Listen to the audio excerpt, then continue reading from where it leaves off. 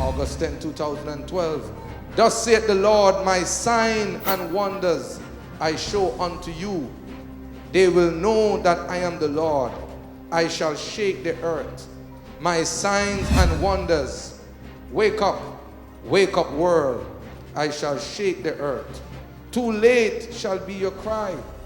I shall shake the earth and the things that are in it. I am arranging for my coming. I'm shaking for my coming. It's time to weep from Mount Zion. Judgment, nowhere to run, nowhere to run. There'll be a shift in the atmosphere. There'll be a turning in the galaxies. I'm sending from the north, the south, the east, the west, into the heart. Prophecy, May 30th, 2012. A dreadful earthquake will strike the Middle East shortly. It is wise to take added precaution where possible.